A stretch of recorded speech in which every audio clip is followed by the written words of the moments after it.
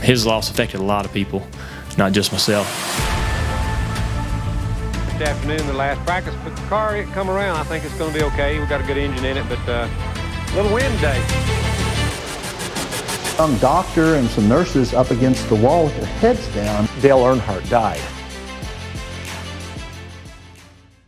On the fateful day of February 18, 2001, the National Association for Stock Car Auto Racing, NASCAR, suffered a great loss. Dale Earnhardt, one of its most beloved racers, passed away, leaving fans shocked and saddened. Dale Earnhardt, aged 49, had to be extracted from his battered car and was rushed to Halifax Medical Center. Sadly, he was later pronounced dead due to head injuries.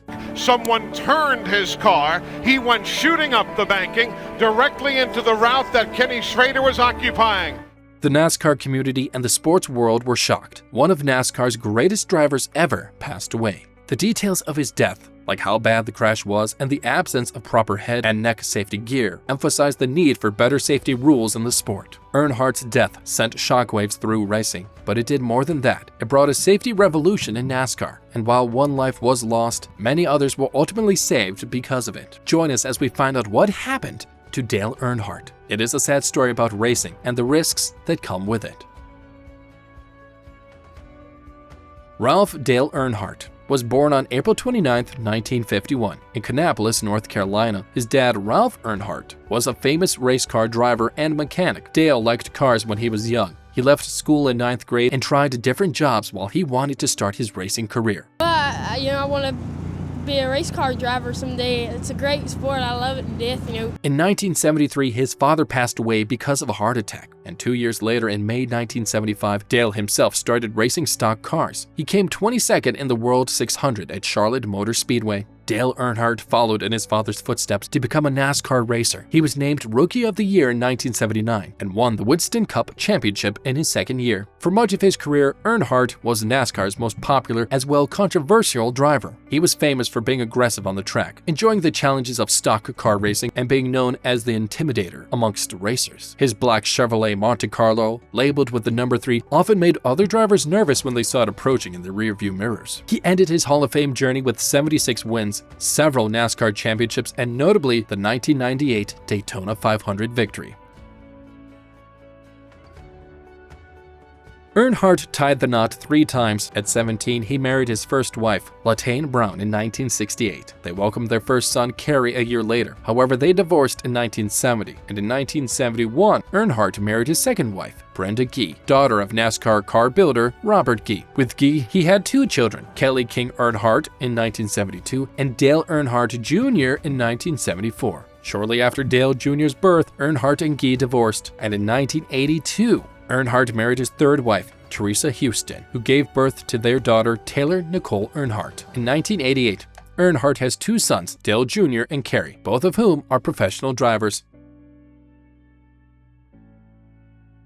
Now let's dive deeper into the incident. In a shocking turn of events, Earnhardt was protecting his Dale Earnhardt Incorporated team cars during the final lap of the race, trying to block others from passing. As the cars raced through turns 3 and 4 on the last lap, Earnhardt continued his aggressive tactics, which were his signature style, and in a quick moment, Earnhardt's car bumped into Sterling Marlin's, making it shake. Earnhardt fought to regain control, but it slammed into the track's lower part, spiraling out of control. Isn't that horrifying? It slid into the path of Rusty Wallace and Ken Schrader, who were right behind. Schrader's car slammed into Earnhardt's with force, worsening the situation, and the impact was brutal, causing parts of Earnhardt's car to break off. It was evident that the crash was terrible. Schrader's car also hit the wall, but he thankfully avoided serious injuries. Isn't that unbelievable? Fans held their breath as they watched, hoping for a miracle amidst the chaos of the track. Young doctor and some nurses up against the wall with their heads down. Sirens wailed in the background, a haunting reminder of the seriousness of the situation. The spectators, once filled with excitement, now watched in solemn silence, hoping for signs of life amidst the wreckage. Medical teams rushed to the scene immediately, but despite their efforts, there was little they could do. They took Earnhardt to Halifax Medical Center, where he was later declared dead. It was a tragic end to a thrilling race. I remember there's a shot of the ambulance leaving. The drivers could choose to use a special safety device called Hans to prevent neck movement during crashes like this one. Despite 17 professional drivers dying from basilar skull fractures before the 2001 Daytona 500, Earnhardt and many others opted to not use Hahn's devices. They believed the discomfort outweighed the protective benefits. This decision proved fatal, as Earnhardt's refusal to adopt proper safety protocols led to his untimely demise. The tragic outcome underscores the importance of prioritizing safety over personal comfort in high-risk endeavors like professional racing.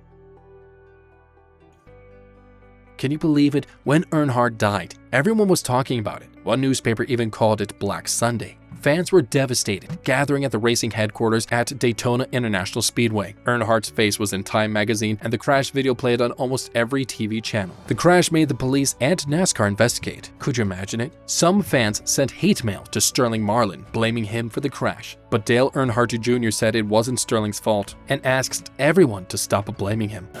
His loss affected a lot of people, not just myself. Then Sterling admitted he had a part in it, and it was a challenging period for the racing community. So, at a press conference just 5 days after the crash, NASCAR officials shocked everyone by saying the left lap belt on Earnhardt's seatbelt harness had broken. Dr. Steve Bohannon, NASCAR's medical expert, thought this broken belt caused Earnhardt's chin to hit the steering wheel, leading to his fatal skull fracture. Some people might say he might have survived if his seatbelt hadn't been broken. Shocking revelations emerged. When the first paramedics stated the seatbelt seemed loose, yet upon removal, Earnhardt's lap belt appeared intact. If I can win races and be a contender for that championship, I'm staying where I am, and I'm not ready to back off a bit.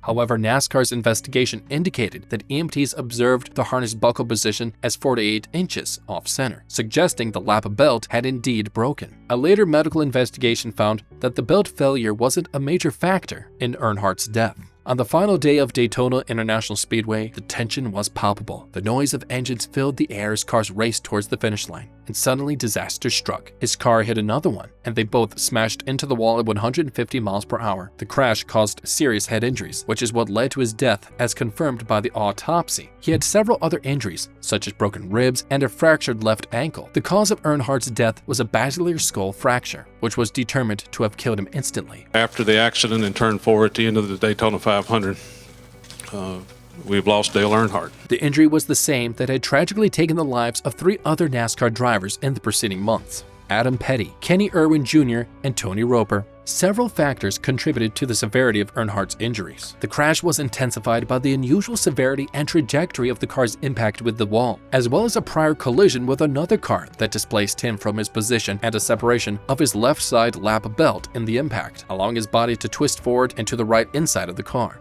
Furthermore, when Earnhardt collided with the wall, his open-faced helmet shifted forward, leaving the back of his skull exposed. Unlike some drivers that day, he hadn't utilized any head and neck safety restraints. It's kind of shocking, isn't it?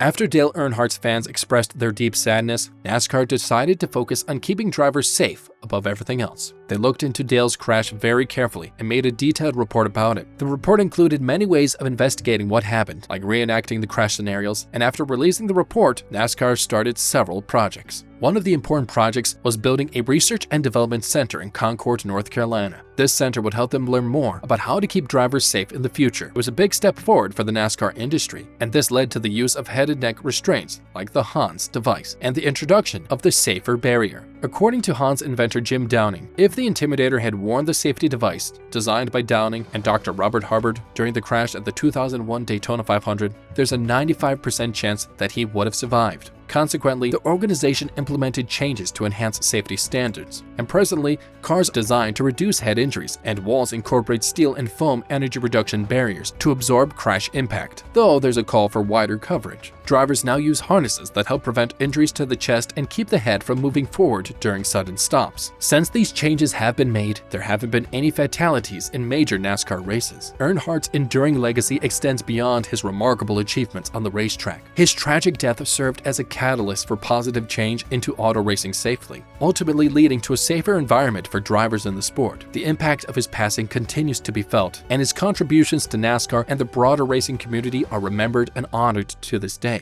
Earnhardt's death sparked safety improvements in NASCAR, reminding us to prioritize safety in all pursuits. His legacy inspires resilience and underscores the importance of safeguarding lives. In his memory, we strive for excellence while keeping safety at the forefront of our endeavors.